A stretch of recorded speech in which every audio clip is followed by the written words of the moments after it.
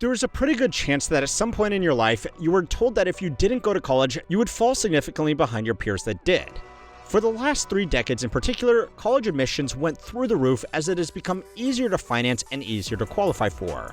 This meant that instead of being a place for a small number of people to hone highly specialized skills, it has slowly morphed into a dividing line between people who went $80K into debt to study a uselessly generic business degree and people who didn't do that, the losers.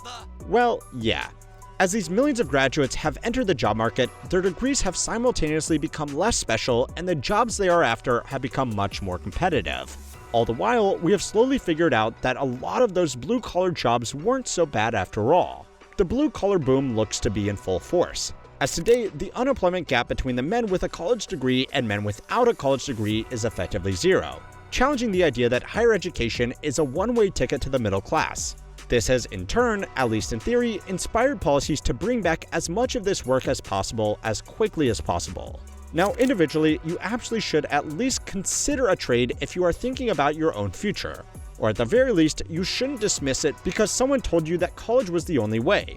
But across the entire economy, we might be repeating the same mistakes all over again.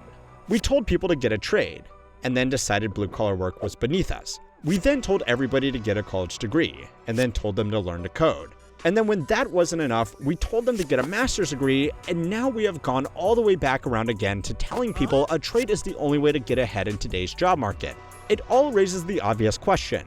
Are we perpetually just giving career advice for the last generation's job market? How much student loans did you pull? 120 in total for living expenses and things like that. What trade are you in and how much money do you make? 130 to 140 a year, but that's with overtime. Waterproofing, over 100 a year. Tile injection, 90,000 a year. Civil construction and high rise, 250. The centerpiece of my plan for a manufacturing renaissance will be a 15% made in America tax rate. Made in America all over the place. A little bit made in the USA, but made in America. Everything had made in America.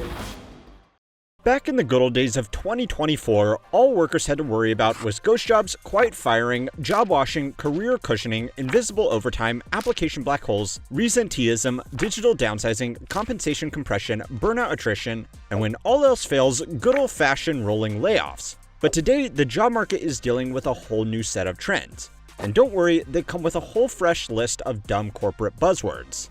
New economic data, if we are allowed to believe that anymore, is revealing some stark realities about the ways that people are finding a job, keeping a job, and progressing in a job. Unfortunately, as you have probably already guessed, a lot of these changes are throwing young workers, and in particular young men, out of the frying pan and into the fire. For the first time ever, unemployment amongst young male college graduates is the same as non-graduates. The share of unemployed people entering the job market for the first time is the highest it has been since 1988, and job mobility has effectively frozen. Now, I know what you might be thinking. All things considered, the unemployment rate still looks pretty good, right? Well, that might actually be part of the problem. And if all of this wasn't bad enough already, there is now a good chance that art history majors are earning more than you are. There is a funny but not totally inaccurate anecdote amongst business analysts, that if you want to find an industry that's about to have really bad job security, then just look where all the Ivy League grads are going.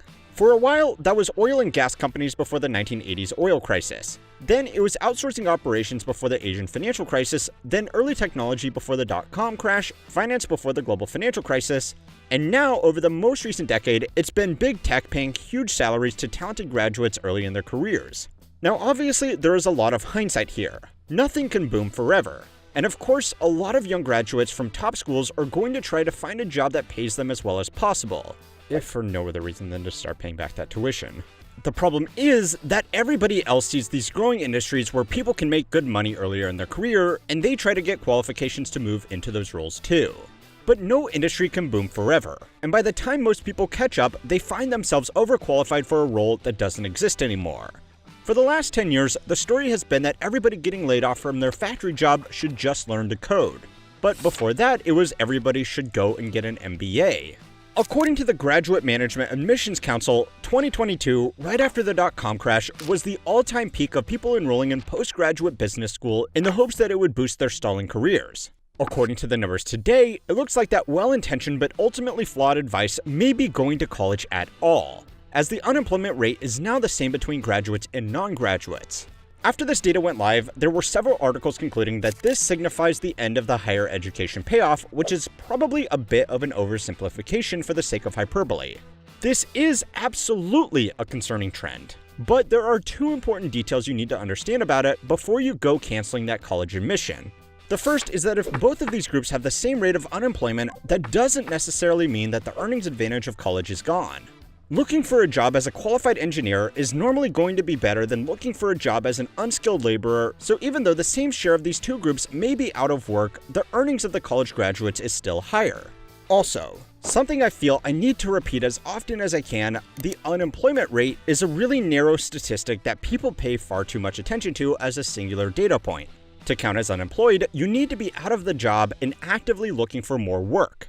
Today, according to the Bureau of Labor Statistics, about 72% of people with a bachelor's degree or higher qualification are actively working or looking for a job. That number is falling every year, which we will address soon. But it's still significantly higher than the 56% of high school graduates who are actively engaged in the labor force, and it's even worse for people who didn't graduate high school. But they are getting more involved, and again, we will get to why soon. For now, what you need to remember is that even though this particular statistic looks bad, and don't get me wrong, it is bad, you are still more likely to have a job and have a higher paying job with a college degree. But that's still not the whole calculation. Degrees are not free, and a lot of people are realizing that lifetime earnings are great and all, but sometimes a little bit of money early in life with no debt is better than more money later in life with big repayments the moment you are handed a piece of paper. The trend is that every year, the math is looking a little bit worse. And that is something that should be carefully considered for any investment with a 40 or 50-year payoff period. But that's just the statistical details that you need to understand about this graduate unemployment problem. The second and much more important point is that this only applies to men. The unemployment gap for graduate women is lower than it has been historically, but is still pretty wide, and it's actually been growing at the same time the gap for men has been disappearing. And the question is, why? Well, this strange difference actually reveals a lot about other recent trends in the job market. So it's time to learn how money works to find out how it's all changing again. This video is sponsored by Chime. Right now, Chime is offering up to a $350 bonus with qualifying direct deposits. Chime is the most loved banking app with over 1 million members. They offer features like fee-free banking and a high-yield savings account. The high-yield savings account earns up to 3% APY, which is 7 times the national average. There is no monthly fees and no minimum balance requirements. You can also set up savings goals in the app, round up your purchases to go straight to savings, and automatically move a portion of your paycheck into savings. Your money stays accessible and is FDIC insured through Chime's banking partners. And if you're the kind of person who wants to save but forgets to do it, that automation is the whole point. You set it once and it quickly keeps you consistent in the background without you having to think about it every week. Even small amounts add up fast, especially when they're earning interest. It's one of those "the future will be glad you did this" setups. To learn more and claim up to a $350 bonus, click the top link in the description or scan the QR code on screen. Make sure to go through my link to get the bonus. Another subtle but extremely important change that has been recorded in the job market is the changing payoff for job hopping. We've mentioned multiple times that workers who are overly loyal to their company statistically earn significantly less over their working careers when compared to those who hop jobs for promotions or pay bumps. But that has changed, and over the last year, the benefit has all but disappeared. Now, a little bit of that is because wage growth is just slowing down overall. But a larger trend is that the job market is encouraging staying put and doing absolutely nothing. Nobody is hiring, nobody is leaving their job, nobody is pushing for a promotion, and nobody is doing anything that could open them up to the next round of layoffs. According to industry reports, some people are even avoiding new jobs that could be considered career advancements so they can stay with a company in a role where they are past probation and feel less at risk of being let go. This is also benefiting people in less boom and bust careers like those who went and got an arts degree. Generally, these people go into their fields because they are genuinely passionate about it over people who are chasing a lucrative career. They generally take less career risks and hold on to roles that they become extremely proficient at, which makes them harder to replace than random business and commerce graduate number A3113. This is not the best strategy in good times if all you care about was making money, but it gave them a head start on what everybody is doing right now, which is holding on to their job for dear life. This trend of people holding onto their roles has its own buzzword, because of course it has its own buzzword, and it's called job hugging. Overall, it's not a great sign when combined with the less than stellar new jobs data, but it is the logical response by all parties dealing with increased uncertainty, which is where we get back to this growing gap between young men and women in the workplace. There is a lot to unpack there, but there are three key differences driving this trend. The first is the push to equalize gender balance in certain roles, but not all roles. The push has been toward getting women into male-dominated fields that require a college degree like STEM and business management, but not as much the unskilled fields that are also dominated by men like the trades and labor roles. Women in STEM has been a big focus of government programs, corporate initiatives, and school enrollments for decades at this point, and it's been highly successful at opening up the field to more talent. This means that men are competing with a wider base of competition than they would have in the past, and the simple fact is that there are only so many of these jobs to go around. But at the same time, the men in roles that don't require a college degree haven't had the same increase in competition. This isn't a new trend. Before the pandemic shook up a lot of this data, male college grads had an unemployment rate of around 5%, while their non-graduate peers had an unemployment rate of 6%. Female college graduates at the same time had an unemployment rate of around 3%, but their non-graduate peers also had 6% unemployment, so the gap was much wider. Now, it's important to point out that there have been similar programs to try to get men into historically women-dominated graduate fields too, especially nursing, aged care, and elementary school teaching. But overall, they have been less successful. Now, there are a few reasons for this.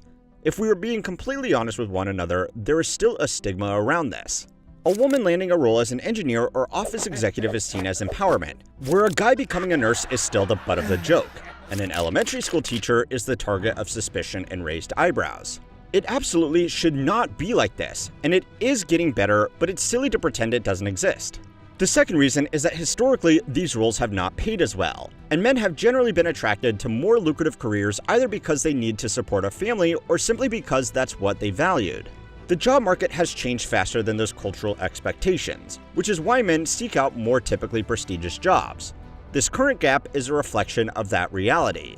Safe, stable jobs like nursing are doing really well in a bad time thanks to an aging population, while we are on the tail end of trendy jobs that would have made a lot of money in a better environment. This also explains why unemployment amongst non-college educated men has been pretty stable, because construction, the trades, and other semi-skilled jobs have been pretty stable between increased home construction and infrastructure. You can also see the beating they took after construction slowdowns from the global financial crisis, which were not nearly as bad for their college-educated peers.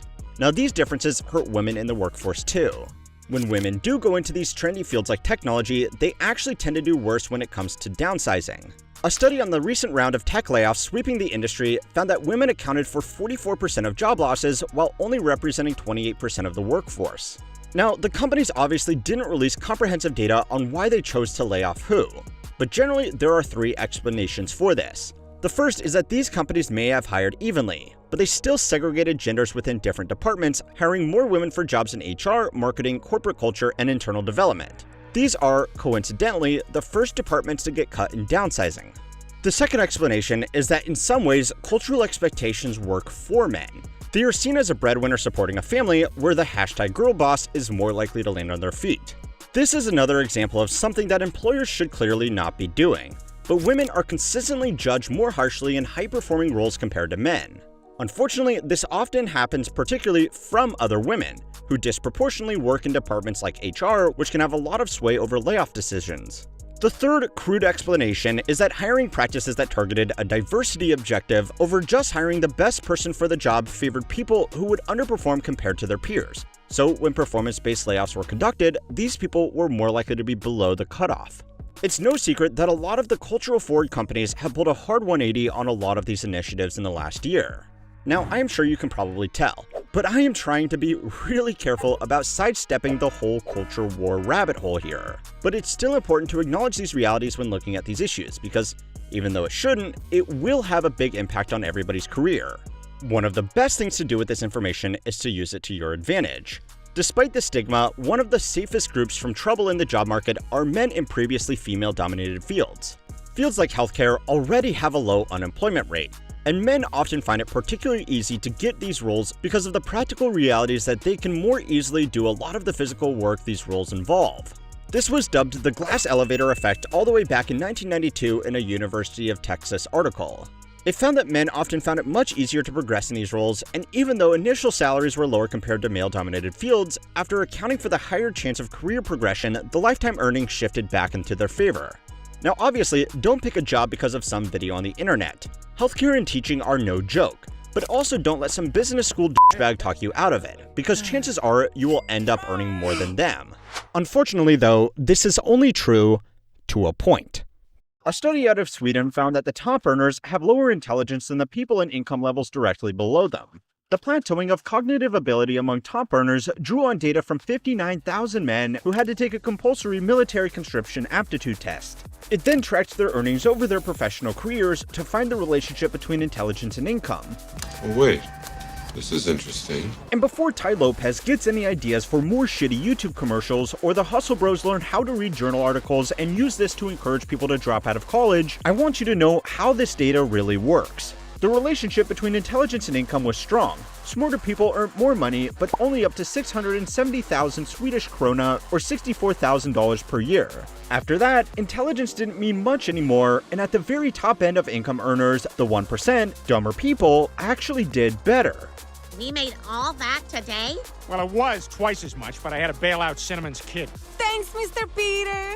This guy's the best.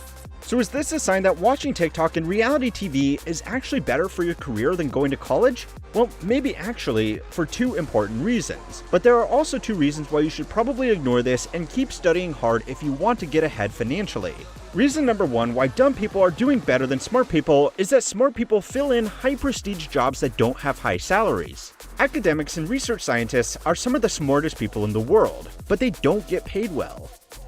Guys like yourself. Yeah, how come I can be successful then? Okay, well, you could be a lot more successful if you had 30 points less IQ. Doctors, lawyers, and elite financiers also need to be very smart to get through demanding schooling and admissions exams. And these professionals are typically compensated very competitively, but most of them don't make it all the way to the 1%. In the USA, to be in the top 1% of income earners, an individual needs to make at least $597,000 before tax, and that's just the minimum to join the 1% club. The average member of the 1% earns $1.4 million before tax. Some senior executives, certain doctors, lawyers, and even bankers can earn this much money, but they are in the minority. Most people making this much money are business owners, and there is less of an intelligence barrier to becoming a business owner compared to the genius level intellect a person needs to become a top surgeon. Business owners earning over $500,000 a year in income still need to be smart, but they don't need to be as smart as the very few types of workers that an employer would be willing to pay that much.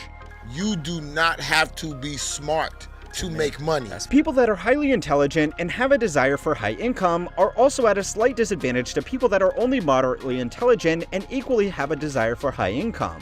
Highly intelligent people that follow well-compensated career paths are less likely to make the transition to business ownership because they will reach a level of income that they are satisfied with and won't want to take the risky step of giving up their well-paid job to start a business that might not even succeed. Moderately intelligent people with desire for high incomes, on the other hand, won't have as many opportunities to make incomes in the top percentiles unless they go into business for themselves. So they are on average more willing to take the risk because they won't be giving up a career that was difficult to get into and equally difficult to get back into. No, I am not going anywhere until you or one of your butlers or bimbos writes me a check. So by looking at the data, if you want to be wealthy, the best thing you can do is to be moderately intelligent with a lot of ambition, right? Well, as the great Mark Twain said, there are three types of lies: normal lies, damn lies, and statistics. Let's say all you care about is making as much money as possible, and you are trying to pick what person you want to be to give you the highest chance of achieving that goal. The first problem that you will have if you try to plan your career around replicating the success of people in the top 1% is all of the statistical complications that come with inferring outcomes based on data like this. The ceiling effect is what happens towards the extremities of datasets that are drawn on a scale like percentiles of wealth. If a class of 10 students got given a 100-question surprise quiz and 3 students in the class got perfect scores and the 7 other students got a random mix of scores, a statistician could conclude that a perfect score was the easiest result to get because it's the result that happened the most often. No matter how smart the students taking this quiz are, they can't get more than a perfect score. No matter how high someone's income is, the top 1% is the top of the scale. If 2 of the 3 students with perfect scores were the smartest people in the class and the 3rd student was average but just cheated on the quiz by copying the top student in the class, the average intelligence of the students with perfect scores would be lower than the intelligence of the student who got 99 questions right. Most people earning in the top 1% are very smart, but their average is brought down by the people like the Kardashians. Dude, I am so disillusioned right now. Most people in the top 2% are also very smart, but they don't have outliers stuck to the ceiling bringing down their average. Less intelligent people earning the most money out of a population also have a problem with survivorship bias. A person of average intelligence starting a business for themselves is statistically very likely to fail and end up in the lower end of the income range. At that point, they can either try and start another business or go back to a regular job. If they are successful though, a business doesn't need to get that large before it can generate enough profit to put the owner in the top 1% of earners. A highly intelligent person starting a business will have slightly better odds of being successful, but statistically it's still likely to fail. Because there are less highly intelligent people than there are people of average intelligence, there are going to be more successful businesses run by average people than run by intelligent people, and if you remember, highly intelligent people already earning good money in a position as an employee are less likely to start a business of their own in the first place. They're even less likely to end up as a successful or unsuccessful business owner. There will also be many more business failures owned by people of average intelligence, but because only the businesses that survive get counted in the 1% of income earners, it changes the expectation that the best way to get rich is to be a business owner of average intelligence. The second problem with interpreting this study, and all of the other studies you hear about, is that the traits of wealthy people goes well beyond just statistics. To begin with, this study was conducted on men only. Men have different career earnings and work in different vocations than women, so the results could be very different if the other half of the population was included. Does that make sense? You see the difference? Measuring intelligence is very difficult, and a military entrance exam is more likely to be focused on the type of intelligence that would make people good at following orders like comprehension, rather than free thinking and creative intelligence that would provide a competitive advantage in the boardroom but not on the battlefield. The study was also done in Sweden, and I know, thanks to the invasive power of Google's data collection, that only 0.9% of you watching are Swedish. USA! USA!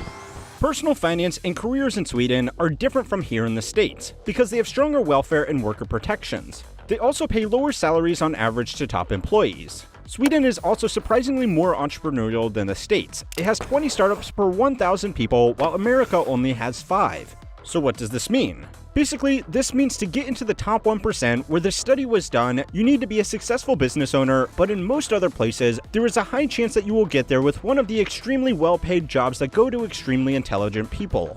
It's starting to look bad for the dropout of college hustle bros, and that's before even considering other things that can give people a high income. Some people get a high income not because of luck, intelligence, or hard work. They get it because they are a nepo baby and have family connections which can land them a job that pays well. As unfair as it may be to someone without these advantages, giving rich kids with connections jobs can be worth it if they keep using their connections to bring in more business. Some of these privileged individuals will be smart, some of them not so smart, but they won't need to be as intelligent as a top doctor to earn their money, so they will bring down the average of the percentile they land in. So before that you think that this whole investigation was just a big waste of time, and that it doesn't reveal the secret to becoming a member of the 1%, you should know that it actually does. Let me show you how. There are some factors that can put dumb people in the 1% that you can't control. You don't get to choose if you are born to a wealthy family that can get you a fancy job by calling in a few favors.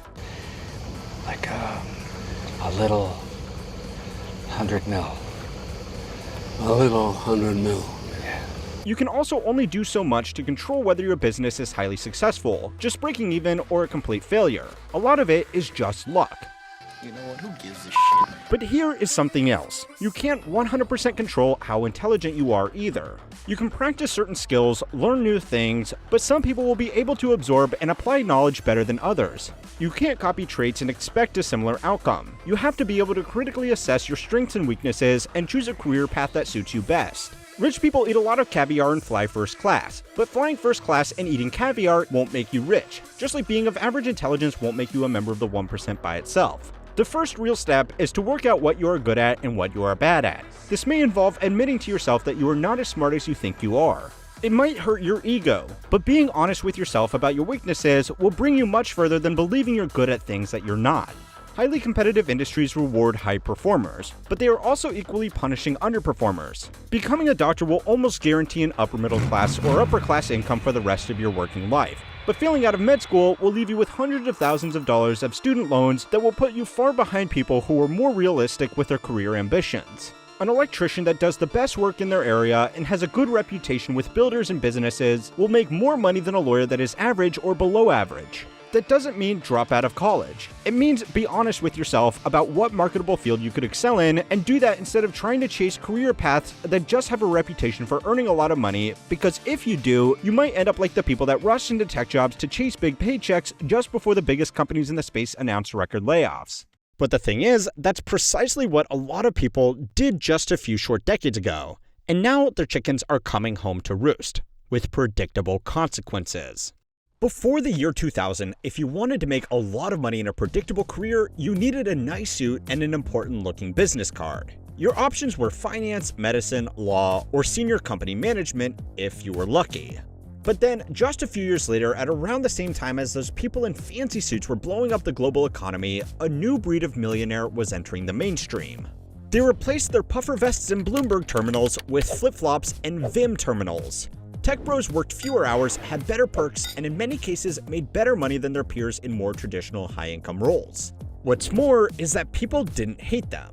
Executives, bankers, and their fancy lawyers were blamed for enriching themselves by leeching off a broken system that cost people their homes, their jobs, and their futures. Meanwhile, people loved the idea of hacky-sack playing nerds making millions by actually making stuff that improved our lives. But now, 15 years later, the tech bros became everything they promised to destroy, and they kind of destroyed themselves in the process. At their peak, tech bros enjoyed endless career progression opportunities, options packages that could make them multimillionaires before they were 30, a good work-life balance, and the promise that if they knew how to code, they would always be guaranteed a good job.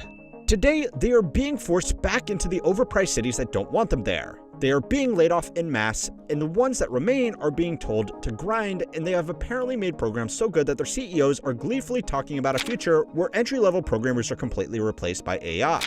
Between the golden age and the dark ages of tech bros, there have been three major changes that both caused their massive rise and their current fall. The first problem was that they simply ran themselves out of business.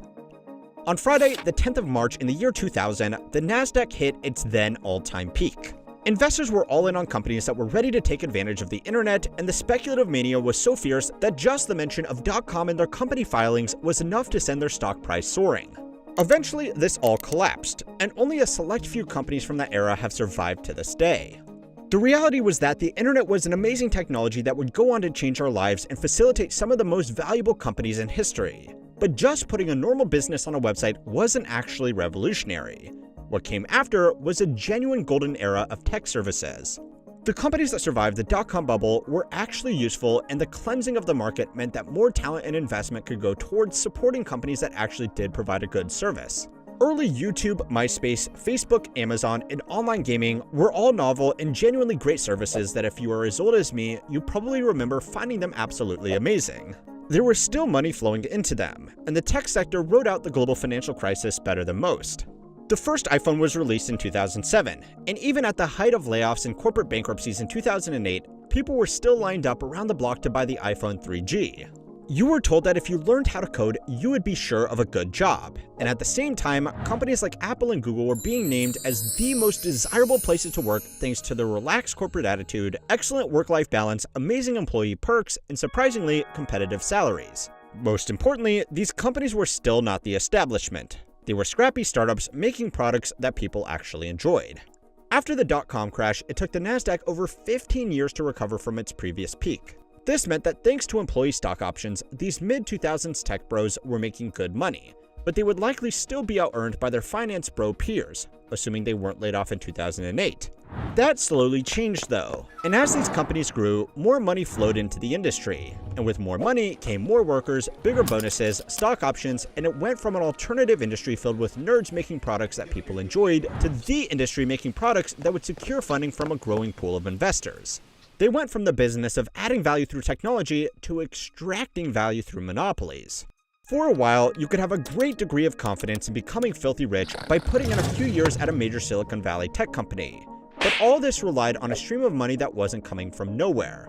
Venture capital, the firms that actually invest in early-stage startups to develop their new technology, never again actually reached the level of funding it did during the dot-com bubble. That was until something changed in 2021.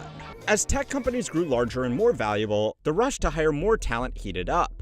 By the mid-2010s, if you had a talented developer, you could easily out-earn any other career out of college by working for a company like Facebook, Apple, Amazon, Netflix, or Google, the so-called FANG companies. These businesses all had established platforms, but they still hired tens of thousands of developers and paid them very well for a few reasons. The first was that they were constantly trying to add new features to their core offerings, and even maintaining a platform like YouTube takes a lot of work to keep up to date with customer demands.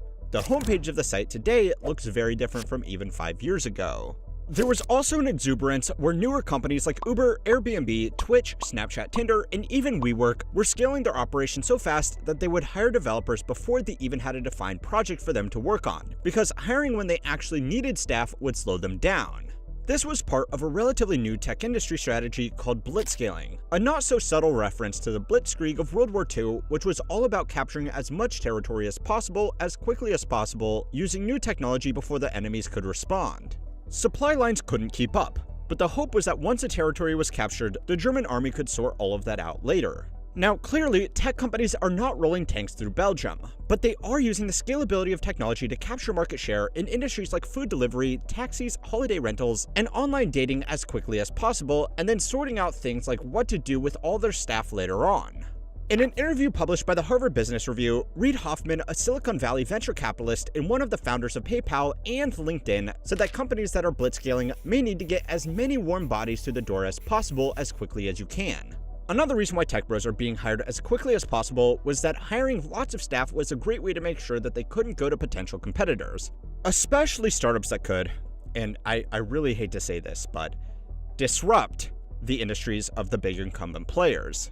Acquiring competitor companies as they start to take market share could get companies in trouble with the FTC for anti-competitive practices, but there were no rules against denying them to staff that they would need to get their business going in the first place. A report by the Wall Street Journal interviewed tech workers who admitted to being hired to do nothing at all, and that the businesses were hoarding developers like Pokemon cards. That made it all worse when high interest rates, reduced market certainty, and lower customer demand for a lot of these tech products resulted in mass layoffs across the industry. Businesses that were blitzscaling either shut down or shifted gears to only hire workers they really actually needed. New feature development slowed down, and big established companies didn't need to worry about hoarding workers away from their competitors anymore because nobody was hiring. Artificial intelligence is also already doing a lot of the grunt work that is typically given to new employees. Tech companies by their nature are more open to adopting these new technologies, and even replacing just a handful of entry-level developers can save companies millions of dollars every year, so it really is an ideal environment for automation. This was the second major blow to the tech bros. They traded in the promise of a very stable career for something that has become an incredibly risky game of survival. You can make a lot of money in technology, but your success is going to depend just as much on picking the right company or startup at the right time to invest in as it is on your own personal skills development. An entry-level developer that started working with Intel 5 years ago had a good chance of being laid off last month with stock options that are worth absolutely nothing. A similarly skilled developer that took a job with Nvidia at the same time, on the other hand, probably never needs to work again in their life. The ones that got lucky go out, and the ones that got let go are sick of playing the stock market with their careers. If they wanted to do that, they would have become finance bros. And then there's the biggest problem of all. Workers want to be close to job opportunities, and companies want to be close to workers, so the whole industry has agglomerated in just a handful of locations. These cities have become incredibly expensive, and infrastructure has not been able to scale as fast as these companies, which means it's not unusual for tech workers making 6 figures to share a 2-bedroom apartment with 3 other highly paid local workers. Ask me how I know. If you are a tech worker struggling to afford a place to live on a 6-figure salary, then there is basically no hope for other workers in these cities, which are still essential to keep society functioning. As a result, big tech cities have not only become expensive places to live, they have also become not particularly nice places to live. Remote work could have alleviated these issues by easing demand in these small markets, but the big tech companies now have a lot more negotiating power over workers who don't want to be another layoff statistic, and they are using that power to mandate a return to office. Even Zoom, the company developing remote working solutions, has pulled its teams back into the office. These problems also don't come with many upsides for locals.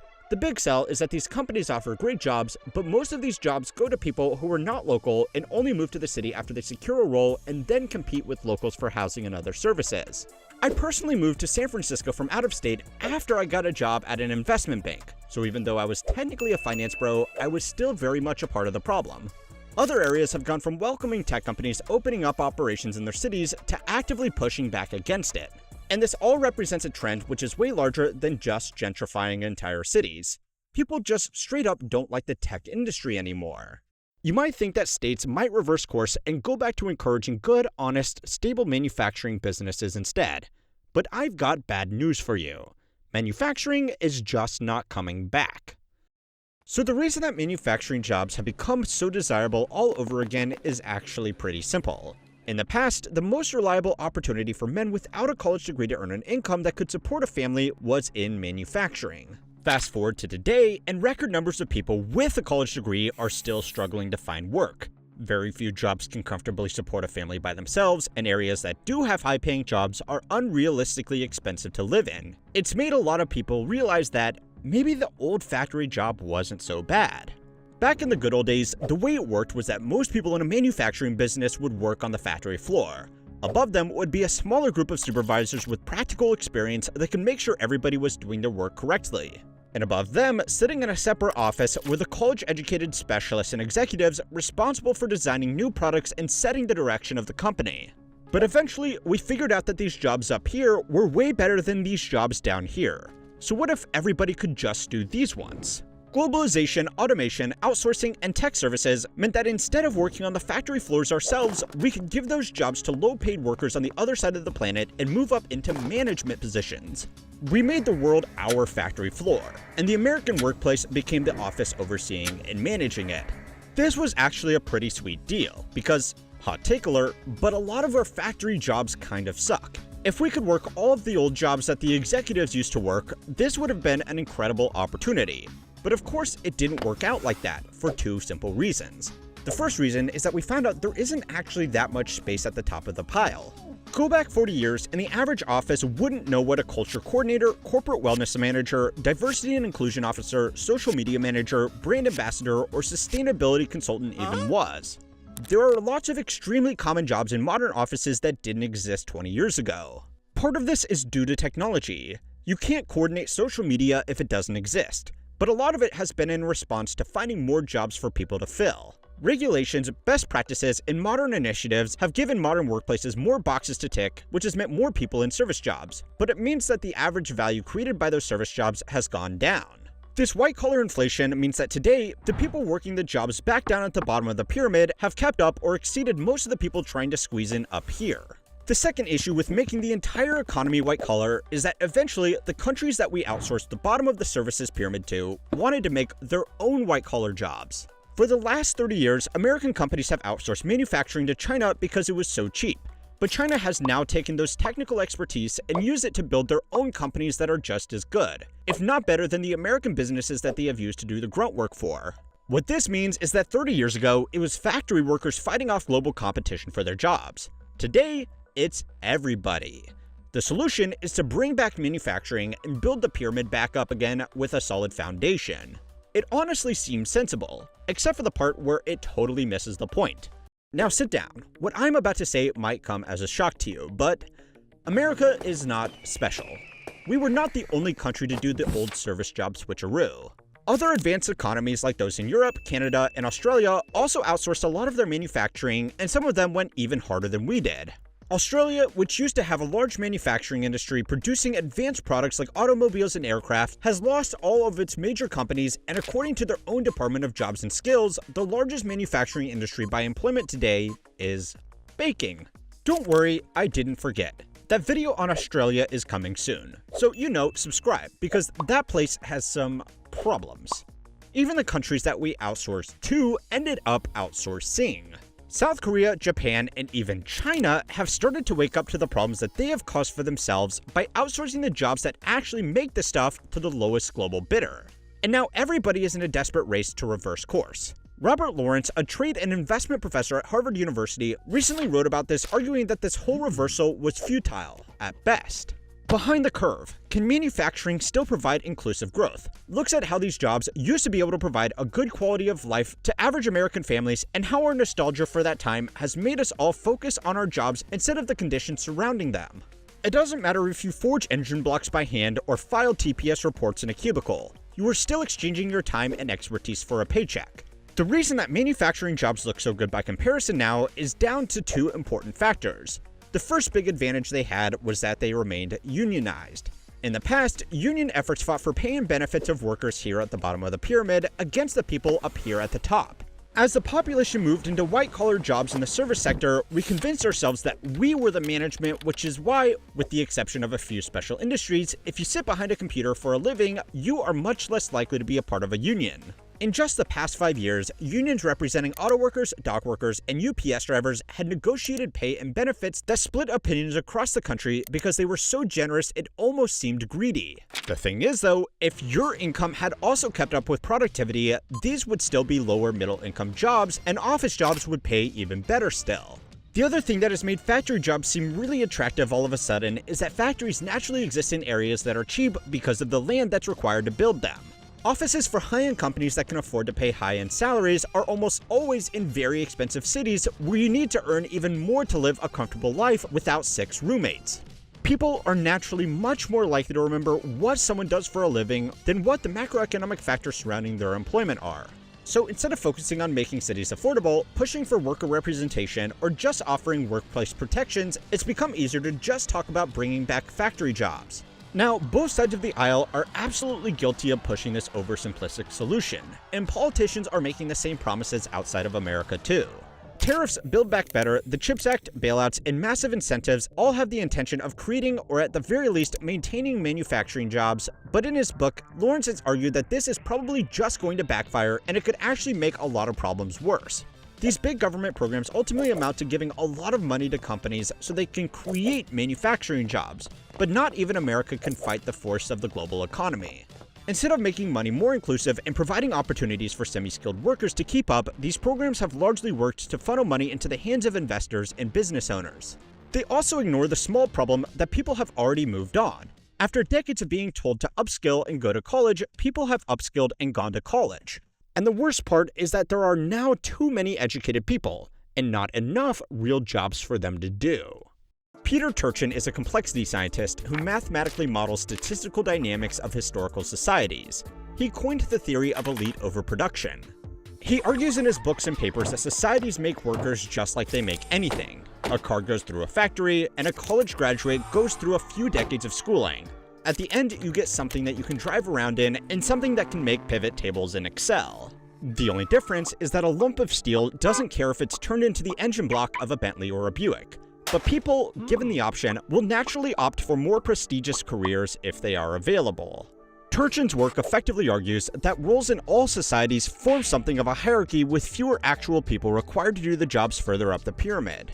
We need a lot more tradesmen, nurses, teachers, and laborers than we need so-called elite roles like corporate executives. By their nature, these roles only exist to watch over the work of dozens of other people.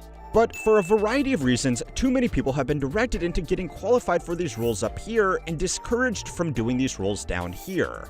This is how you end up in a system where everybody is qualified to deliver a stakeholder engagement deck to synergistically blitzscale a business-to-business platform for ingesting marketing survey data from the cloud. But you can't find anybody to fix your plumbing. We have simply trained too many people to fill too many elite roles, and not enough people fill the everyday roles of society. This has cost us a lot in more ways than you might realize, and the first is just the cost.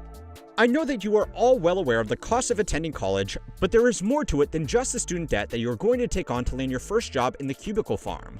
If everyone gets a college degree which qualifies them for a prestigious job, then those qualifications aren't special anymore. According to data from the US Census Bureau and compiled by Statista, the number of Americans with a college degree has increased from 7.7% of the population in 1960 to 37.7% today, an almost 6-fold increase. The remaining 62.3% of the population are not all going to be blue-collar workers either. According to the Bureau of Labor Statistics, only 62.6% of Americans work at all, so more than half of the workforce holds a degree. A degree is not enough to stand out anymore. It's barely enough to land a job at all. so people are getting more degrees to prove they are worthy of an elite role. The price of a college degree has gone up and its value has gone down, but people are still willing to take on life-altering amounts of student debt to get them so they can access a job that is prestigious. The ironic thing is that many blue-collar trade jobs actually pay much better than even mid-level corporate roles, because there is a shortage of these non-elite workers, so they have much more negotiating power in the real market than a history PhD applying for a research role. Sorry, Sam, from How History Works. Despite this, most people still agree that someone sitting behind a desk is more elite than someone working with their hands. So, given the choice, they would rather work in an office. You knew all of this already. Colleges have been pumping out graduates for decades now, but what is interesting is what happens to the people that are left over. Eventually, there are only so many roles that can be done in a suit and tie in a nice office, which means some of these elite qualified individuals will be left behind to work jobs that they are completely overqualified for. Underemployment is already a major issue in America. Highly paper-qualified people are working casual jobs with bad pay and fewer benefits because they don't want to get a blue-collar job because that would be admitting that their expensive degree was useless. Turchin in his book End Times has likened the glut of people who are too qualified for the job to the accumulation of dead wood in a forest. It doesn't do anything by itself, but if anything goes wrong, it will cause a cataclysmic fire. I will leave a link to his book in the description below. If you like depressing videos like this, it's definitely worth the read. Turchin has likened our current period of elite overproduction with the late Roman Empire, the French Wars of Religion, and various Chinese dynasties. But America and the rest of the Western world has had one sneaky advantage over these other low-energy empires. We have taken all of these non-elite jobs that we didn't want to do and outsourced them overseas. For a while, it let more of us work in jobs that we could brag about on LinkedIn. But that strategy may have come with some serious side effects. One of the less serious impacts of a system that has too many people qualified for too few elite jobs is title inflation. If you can't find a senior role for everybody with an MBA from the University of Phoenix, then you have to give them a fancy-sounding title. Salesmen are now account executives, receptionists are now directors of first impressions, and marketers are brand presidents. Job title inflation like this sounds extremely dumb, until you realize that it works. A UK study found that 70% of workers would give up a pay raise to get a job with a better sounding title, with some foregoing as much as $10,000 to take a role that sounds more senior. This study is very old now, but one look at LinkedIn will show you that it hasn't gotten much better. Now, while it's fun to laugh at goobers on LinkedIn, the problems of elite overproduction as outlined by Turchin manifests in other areas as well. As more people become qualified and expect to fill glamorous corporate roles, it creates a political pressure to make sure that people get those roles. The anthropologist David Graeber spoke about his role of the box tickers in his infamous book Bullshit Jobs. These were roles that only existed to satisfy some arbitrary requirements overseen by other box tickers to give the appearance that something useful was being done. The best way to create these jobs is through laws and programs that mandate them. I made a video last year about the homelessness crisis in America and why, despite spending billions of dollars on it, we are only making it worse. One of the problems is that there were thousands of jobs being created in various local, state, and federal government departments alongside nonprofits that paid workers very well. With so many elite jobs on offer, there is no real incentive to fix the problem, because for the individuals running the programs, they would have to find a new job. And for the politicians approving the budget, they would have to explain why thousands of professional jobs went missing under their administration. Now, I just wanted to shamelessly mention my old video, but it's by no means limited to this one problem. Millions of people across America are employed in some kind of compliance role with a private company. Some of these roles are incredibly important, some less so. But if compliance standards are dropped, then the politician who passed that law would have a lot of potential voters angry that they made their job irrelevant. Now, so far, it all sounds like the blame of elite overproduction ultimately falls on the people who thought they were too good for a real job and felt entitled to an elite position just because they got a communications degree. That is not entirely unfair, and there does need to be a level of personal accountability for your own personal decisions. But we have made it incredibly easy to follow the path of least resistance into the pile of college graduates. Striving for an elite job has also become a necessity in many parts of the country. If you want to live a comfortable version of the American dream in most cities across the country these days, you need to have an extremely good job. More than a third of Americans earning $250,000 per year are still living paycheck to paycheck because the places where they can access these elite jobs are ludicrously expensive. The study unsurprisingly found that budget stress was far higher amongst younger earners because the only consistent way for them to earn that much money was to get an elite job in an elite city. Blue-collar work can make a lot more than entry-level corporate roles, but unless you can successfully start your own business, the ceiling on how much you can earn in these roles is much lower. In areas away from expensive cities, that's okay. But if you grew up in a major city and you want to keep living there, then you kind of have to play the game of fighting for an elite job by working your way up the corporate ladder, or fighting through ultra-competitive internships. If you are successful, congratulations. You can buy a Tesla Model 3 and rent a one-bedroom apartment in Seattle. But if you are not, then you can contribute to the biggest problem that Turchin discusses in his writing. People who have invested a significant amount of money, not to mention years of their life into pursuing a role that they were told they were entitled to, breeds a lot of discontent when they end up underemployed. These people who, fairly rightfully, feel scammed out of what they were told was a guarantee are now a significant voting bloc. That's created political pressure to not only maintain as many of these nonsense jobs as possible, but also to pursue student debt relief, advanced education subsidies, and retraining initiatives. It might fix a lot of problems, but there is no getting around the fact that it's not exactly fair to people who have already paid off their debt or never took them on in the first place because they didn't pursue an elite career path. Now, this is not to say that these are good or bad ideas. It's only to say that they wouldn't even be considered if there weren't so many people that have become trapped as an overproduced elite. Enough people to make this politically viable. Unfortunately, as the great DJ Khaled would say, we have played ourselves to get here in the first place. Beyond the expense and tensions caused by having so many people qualified to do roles that are inherently rare, we have forgotten how to do the foundational stuff. America's housing crisis is in part being accelerated by the cost to build new homes, because we don't have enough tradesmen to keep up with the demand for new housing. The fact that housing is so expensive only makes this problem worse, because people see that the only way they will ever be able to afford a home of their own is to compete for an elite role with every other hopeful graduate. We have also become more reliant on skilled migration to fill the gaps in our workforce, which also drive more demand for housing, and more desire to be elite just to stay afloat. Now, Turchin makes the argument that this is the single unifying issue that has led to the collapse of all great civilizations. That might be a bit of hyperbole to move some books, but it does make it a little bit worrying when you see the symptoms that he first warned about several decades ago. But go and watch this video next to see why everyone is just kicking the can down the road for someone else to deal with later. And don't forget to like and subscribe to keep on learning how money works.